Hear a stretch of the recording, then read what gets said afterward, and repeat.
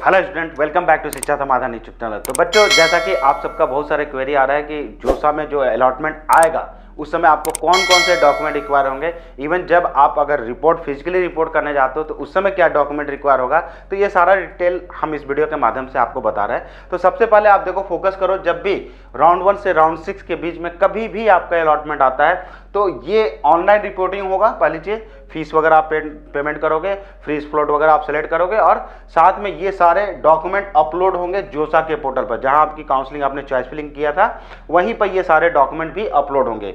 तो सबसे पहले देखो, डॉक्यूमेंट में हम देखेंगे कि जेईई मेन का एक एडमिट कार्ड है, वो आपके पास ऑलरेडी है, तो उसको आप अपलोड करोगे। कोई भी आप दे सकते हो एडमिट कार्ड, बट कोशिश करो कि अगर लास्ट राउंड 4th का अगर होगा तो आप उसी को अपलोड करना। वैसे कोई भी चलेगा, कोई भी राउंड का दे सकते हो। नेक्स्ट आपका होता है कि 10th का सर्टिफिकेट, 10th सर्टिफिकेट और बर्थ सर्टिफिकेट, ये आपको जरूरत होगा। ये बर्थ सर्टिफिकेट या 10th का सर्टिफिकेट ये जरूरत होगा। नेक्स्ट आप देख सकते हो कि जो 12th का मार्कशीट है वो रिक्वायर होगा, उसको आप स्कैन कर लोगे। नेक्स्ट आप देखोगे, सबसे इंपॉर्टेंट है कैटेगरी सर्टिफिकेट। कोई भी बच्चा जैसे ईडब्ल्यूएस, ओबीसी, एसी, एसटी से बिलोंग करता है और उसका डॉक्यूमेंट 1 अप्रैल 2021 या उसके बाद का अपडेट होना चाहिए। इसके पहले का कोई भी डॉक्यूमेंट है, एक दिन पहले का भी है, तो शायद वो एक्सेप्ट ना करे जोसा। तो आप खास ध्यान रखो कि ये डॉक्यूमेंट आपका अपडेटेड होना चाहिए। और मेजर सेकेंड पॉइंट है कि जो आपके डॉक्यूमेंट बेसिकली कैटेगरी का जो सर्टिफिकेट होता है, स्टेट का फॉर्मेट है और सेंट्रल का फॉर्मेट है, ये दोनों फॉर्मेट ही यूज हो जाएगा। बेसिकली आपको क्या करना है, तो जो जोसा का फॉर्मेट है एसडीओ या उससे एबव, आप उसको साइन करवा सकते हैं उस फॉर्मेट में, और सेम उसी डॉक्यूमेंट के आपके रेफरेंस में ही ये डॉक्यूमेंट आपके जोसा के फॉर्मेट में बनेगा। तो इसका आप एक और ध्यान रखना कि एसडीओ या उससे एबव आप बनवा रहे हो तो जहां भी इससे पहले आपने अप्लाई किया था वहीं पर आप ये फॉर्मेट जोसा का दोगे तो वो आपको हेल्प करेंगे उसमें साइन करवाने में। नेक्स्ट देखना होता है स्टेट ऑफ एलिजिबिलिटी। तो इसमें आपका 12th का मार्कशीट लग जाएगा। वो आपको वेरीफाई होता है कि जिस भी स्टेट से पास करते हो तो वहां का होम स्टेट कोटा आपको लगना होता है। नेक्स्ट हम देखते हैं मेडिकल सर्टिफिकेट। ये जोसा के फॉर्मेट पर ही बनाना है, किसी भी मेडिकल हॉस्पिटल से आप इसको बनवा सकते हैं। नेक्स्ट आप देखते हो सब कैटेगरी सर्टिफिकेट। अगर आप कोई एडिशनल बेनिफिट ले रहे हैं तो उसका भी सर्टिफिकेट, जैसे कि पीएच हो गया या कोई और आप बेनिफिट ले रहे हैं तो उसका सर्टिफिकेट भी आप बनवा लोगे।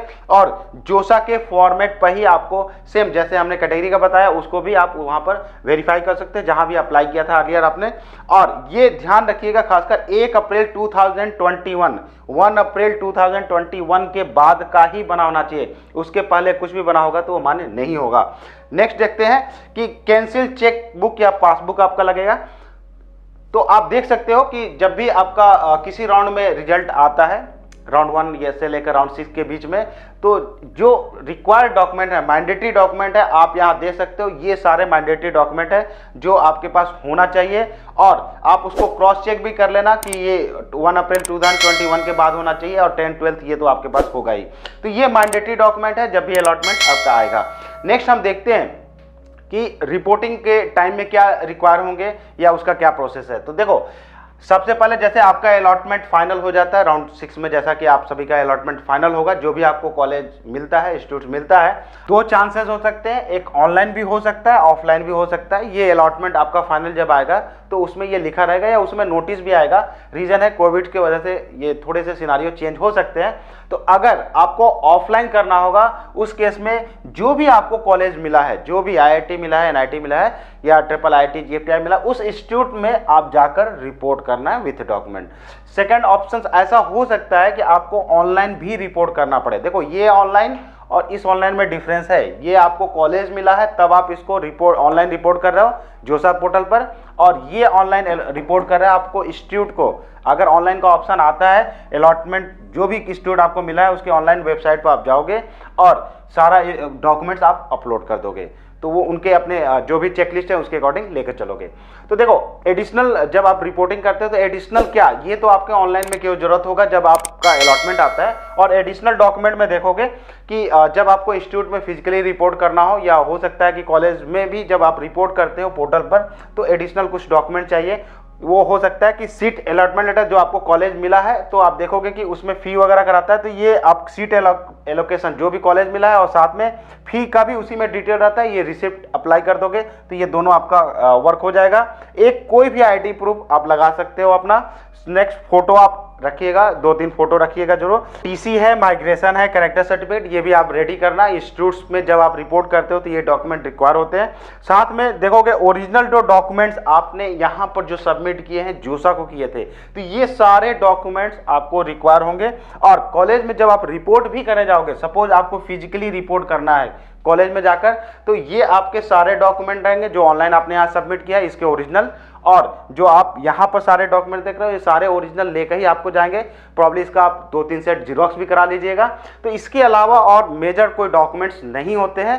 तो आप डॉक्यूमेंट्स के लिए बहुत ज़्यादा परेशान नहीं होना, बस ये आप इसको मैच करा लो कि क्या आपका सर्टिफिकेट अपडेटेड है, 10-12 जेईई मेन का एडमिट कार्ड, ये सारे अवेलेबल है। और जोसा के फॉर्मेट पर जो डॉक्यूमेंट्स आपके हैं जिससे आप एलिजिबल हो, उसका फॉर्मेट आप चेक कर लो, दैट्स ऑल। और ये आपके जो डॉक्यूमेंट्स यहाँ बताएं, ये रेडी रहना चाहिए। और बाकी जब आपका अलॉटमेंट आता है तो आप उसको फॉलो अप करते रहो, आपका डॉक्यूमेंट वेरिफिकेशन बहुत ही ईजी में कंप्लीट हो जाएगा। तो बच्चों, एक और आपको इंपॉर्टेंट इंफॉर्मेशन देना चाहते हैं। देखो, कुछ बच्चे ऐसे भी हैं, किसी रीजन से अगर कैटेगरी, ध्यान रखो, कैटेगरी आपने जैसे ओबीसी, एससी, एसटी दिया और मान लो कि आप प्रोड्यूस नहीं कर पाते हो, तो क्या होगा?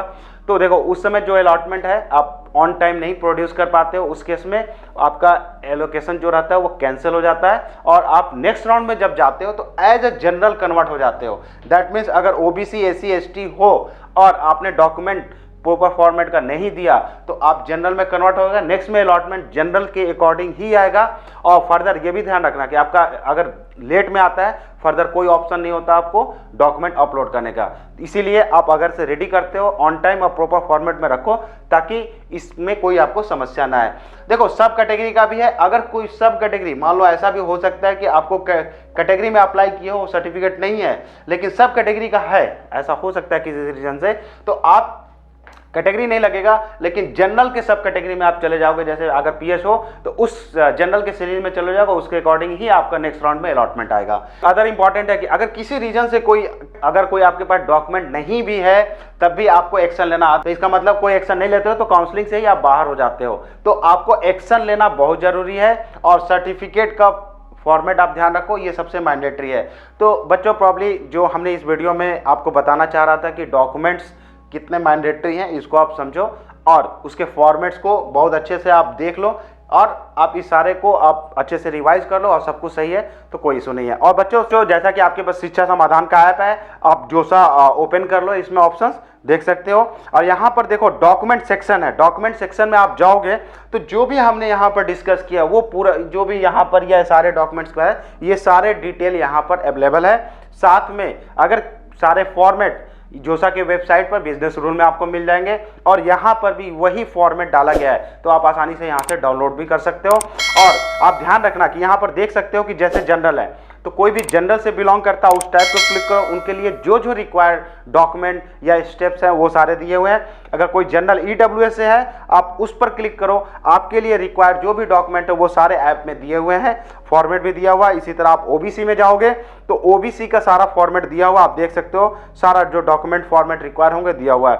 इसी तरह आप एससी में जाओगे तो एससी के लिए स्पेसिफिक क्या डॉक्यूमेंट्स रिक्वायर होंगे, ये सारा कुछ यहाँ पर दिया हुआ है विथ प्रोसेस। और आप एसटी हो तो आप एसटी से रिक्वायर जो भी डॉक्यूमेंट है यहाँ पर सारा दिया हुआ है। तो बच्चों, शिक्षा समाधान ऐप में ये जो भी हमने यहाँ डॉक्यूमेंट किया है, इसका पूरा डिटेल आपको शिक्षा समाधान ऐप में मिल जाएगा। तो प्रॉब्ली आपको कोई फॉर्मेट डाउनलोड करना होगा या कहीं कंफ्यूजन होगा, आप जरूर शिक्षा समाधान का एक बार ऐप देख लीजिए। तो बच्चों, हम नेक्स्ट वीडियो में कुछ और इन्फॉर्मेशन आपके लिए लेकर आते हैं जो काउंसलिंग में काफी हेल्पफुल रहेगा। तो होप ये वीडियो आपको अच्छा लगा होगा, तो इसको लाइक कीजिए और इस चैनल को जरूर सब्सक्राइब कर लीजिएगा। और साथ में इस ऐप को आप अपने दोस्तों के बीच में जरूर शेयर कीजिए, क्योंकि डॉक्यूमेंट से रिलेटेड बहुत सारे कंफ्यूजन होते हैं कि क्या फॉर्मेट होगा, क्या हमको लगाना है, तो वो वीडियोज में बता दिया गया है, ऐप में भी दिया गया है, ताकि आप इसको अच्छे से देख लो और आपके सारे कंफ्यूजन खत्म हो जाएंगे। Thank you. शिक्षा समाधान, simplifying admission process. Download the app now.